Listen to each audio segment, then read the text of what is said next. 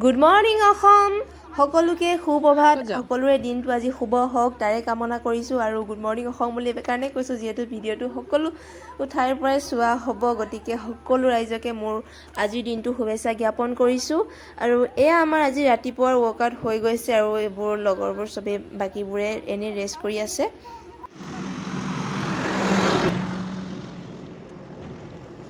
আমি ঘৰলৈ বুলি আহি থাকোঁতে যিহেতু ফ'ৰলাইনৰ কাম চলি আছে গতিকে ৰাস্তাত ৰখি থকা জেচিবিখনৰ লগত অকণমান আমি উঠিলোঁ।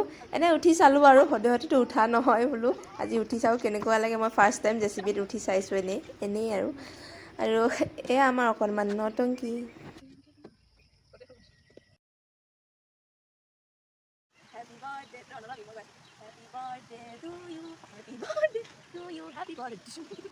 এইটো হৈছে মোৰ বৰ্তাহঁতৰ ঘৰ আৰু সন্মুখতে পনিয়লৰ গছজোপা দেখি আমি পাৰিলোঁ। আমাক চুৰ বুলিয়ে ক'ব যিহেতু কোনো মানুহ চানুহ উঠা নাই এতিয়ালৈকে।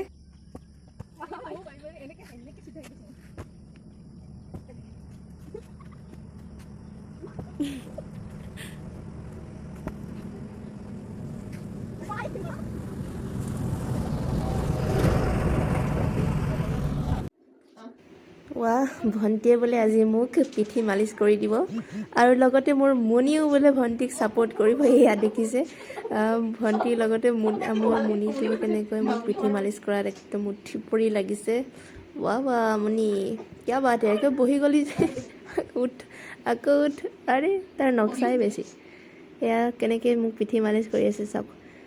এয়া চাওক মেকুৰীৰ পিঠি মালিচ। দৰ্শকসকল আপোনালোকক ইয়াত দেখুৱাইছোঁ আজিৰ দিনটোৰ বৃহত্তম ছবিটি হৈছে মেকুৰীৰ পিঠি মালিচ। চাওক ভালকৈ এটা মেকুৰীয়ে কেনেকৈ গৰাকীৰ পিঠি মালিচ কৰিছে ভালকৈ চাওক ভালকৈ।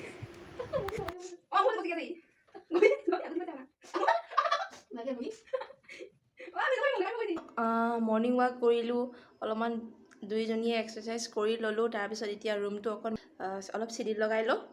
তাৰপিছত ব্ৰেকফাষ্ট কৰিমগৈ।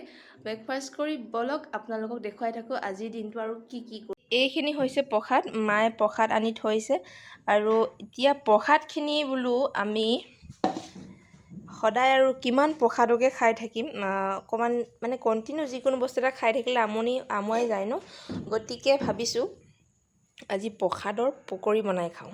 আমি এতিয়া বনাম প্ৰসাদৰ পকৰি। মই অকলে নবনাওঁ, বৌ আহিব আমাৰ ওচৰৰ বৌ আৰু তেওঁৱে আইডিয়াটো দিলে বোলে প্ৰসাদৰ পকৰি বনাই খোৱাম আজি তহঁতক বুলি আৰু তেওঁৰ ৰেচিপিতে বনাম। তেওঁ আজি দিব আমাক ৰেচিপিটো। ব'লক তেতিয়াহ'লে আমি প্ৰসাদৰ ৰেচিপিত কি দিয়ে আপোনালোকে খাইছেনে নাই প্ৰসাদৰ পকৰি বনাই আৰু খাইছে যদি কেনেকৈ খাইছে এবাৰ শ্বেয়াৰ কৰিব, কমেণ্টত জনাব আৰু আমি বনোৱা আমি বনোৱা পকৰিৰ ৰেচিপিটো কেনেকুৱা লাগিলে কমেণ্টত জনাবলৈ একেবাৰে নাপাহৰিব। ব'লক তেতিয়াহ'লে আমি আৰম্ভ কৰোঁ পকৰি বনোৱাৰ কাৰণে, নহ'লে বেছি দেৰি হৈ যাব আৰু বেছি দেৰি হ'লে আকৌ ভাত খাবলৈ সময় যাব, পকৰি খুৱাবলৈ সময় নহ'বগৈ। আমি আগৰখিনি দেখাবলৈ নহ'ল, থাকি গ'ল জল্দি কৰোঁতে। ইয়াত কি মিক্স কৰিলোঁ আমি প্ৰসাদৰটো গুড়ি বনালোঁ, তাৰপিছত জলকীয়া, তাৰপিছত আৰু নৰসিংহ পাত, তাৰপিছত তোমাৰ নিমখ কিবা সোৱাদ অনুযায়ী তোমাৰ নিমখ, তাৰপিছত ইয়াত আৰু বেচনো আছে। মানে বেচন হ'লেও দিব পাৰে আৰু হ'লেও বেচন যদি নাথাকে কেতিয়াবা আটা গুড়িও ব্যৱহাৰ কৰিব পৰা যায় ইয়াত।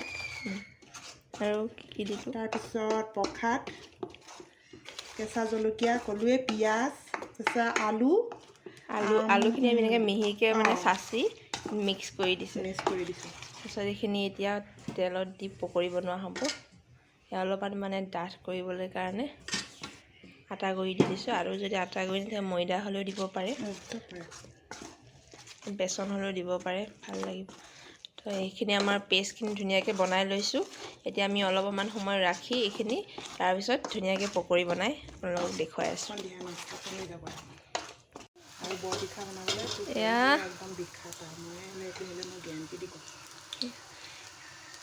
এইটো আমি এতিয়া দিলোঁ, ইয়াত তেলত দি আছোঁ কেৰাহী।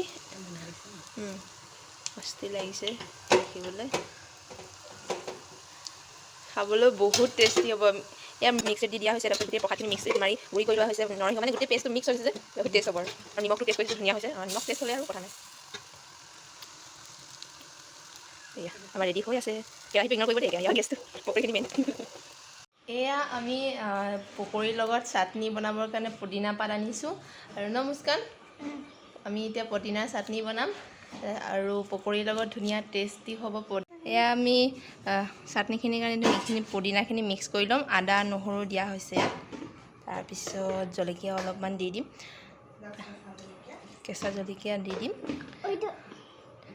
পানী অলপ দিছোঁ নহ'লে মানে পকৰীৰ লগত চাটনিটো অলপ জুলীয়া হ'ব লাগে ন পনীয়া নিচিনা হ'ব লাগে ঢিলা তেতিয়াহে ভাল লাগে এতিয়া মই এইটো মিক্সিটো পুদিনা পাতৰ চাটনি আৰু পকৰী ৰেডি হৈ আছে পকৰী অলৰেডি ৰেডি হৈ গ'ল এতিয়া চাটনি ৰেডি হৈ আছে বলক তেতিয়াহ'লে আমি পকৰীখিনি চাৰ্ভ কৰি লওঁ